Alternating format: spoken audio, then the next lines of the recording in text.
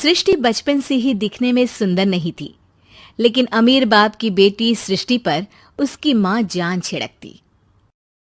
मेरी बेटी कितनी प्यारी है, भगवान सबको सृष्टि जैसी बेटी दे। सृष्टि धीरे धीरे बड़ी होती है।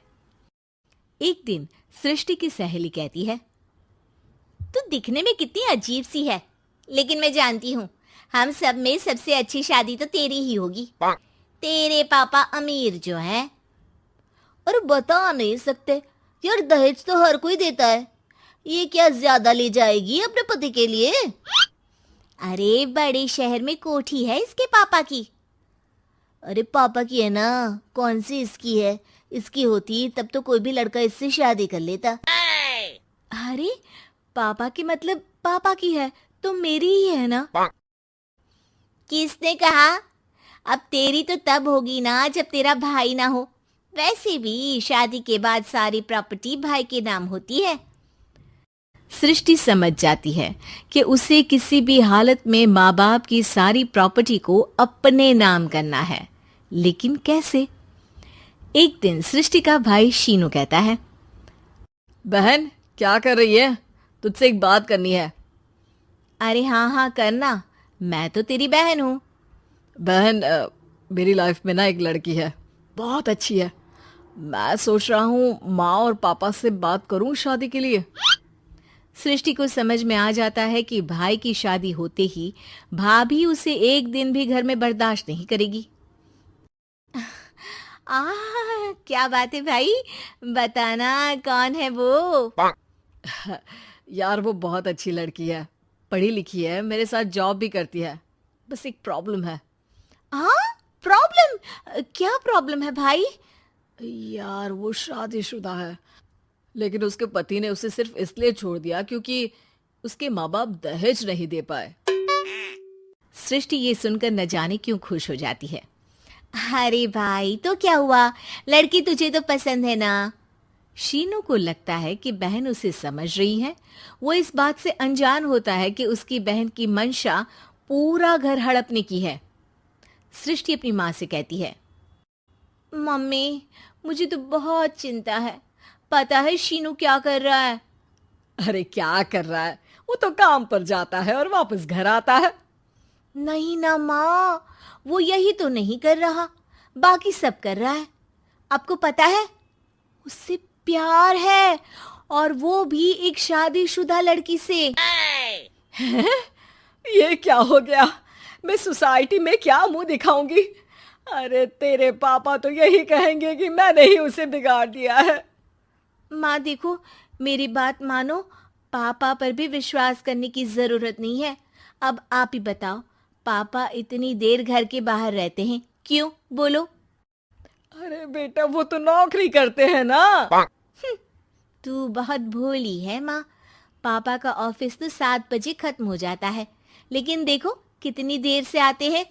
अरे नहीं नहीं बेटा, ऐसी कोई बात नहीं है। सृष्टि माँ को एक औरत से बात करते पिता की फोटो दिखाती है। देखो माँ कैसे हैं पापा, मैं ना कहती थी कि पापा सही नहीं है। मैं तेरे पापा से बात करूंगी, दे फोटो मुझे।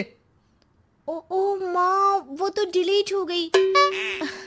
लेकिन चल, तूने तो देख लिया ना, पापा से बाद में बात कर लेना। और हाँ, मेरा नाम बिल्कुल मत लेना। हाँ माँ। अब क्या था, सृष्टि के माँ और पिता के बीच झगड़ा होना शुरू हो जाता है। सृष्टि के मन में क्या चल रहा था कोई नहीं जानता था।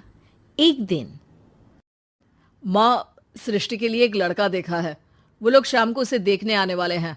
और हाँ माँ, एक खुशखबरी, मैं और पापा मिलकर एक नया बिजनेस ट्राई कर रहे हैं।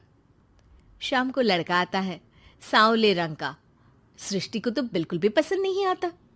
लड़की की माँ कहती है, लड़की का चेहरा तो कोई खास नहीं, लेकिन अगर मेरे बेटे को आप लोग सेटल कर दें तो मैं उसकी शादी आपकी बेटी से करवा दूं। सृष्टि को लड़का बिल्कुल पसंद नहीं था। उसे भाई पर गुस्सा आ जाता है। लड़के वालों के जाने के बाद कहती है, माँ देखा शीनू मेरे लिए कैसा लड़का लेकर आया, न दिखाने लायक न सुनने लायक, सेटल भी नहीं, वो भी हम करे। अरे माँ, मैं जानती हूँ ये मेरी शादी किसी भी घर में क्यों करवाना चाहता है। अरे कैसी बात कर रही है बहन, तूने तो देखा ना, लड़के को मैंने ही मना कर दिया तुझसे शादी के लिए। जिसने लड़का बताया था उसने उसकी बहुत तारीफ की थी। बात आई गई हो जाती है, लेकिन सृष्टि का मन शांत नहीं होता। क्या करूँ, कुछ समझ में नहीं आ रहा।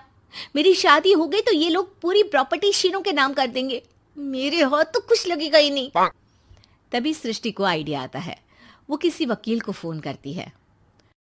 जी देखिए, अगर आपके मम्मी पापा का तलाक हो जाता है तो आपके पिता की आधी प्रॉपर्टी आपकी माँ के नाम हो जाएगी, फिर उसे वो किसी को भी दे सकती है।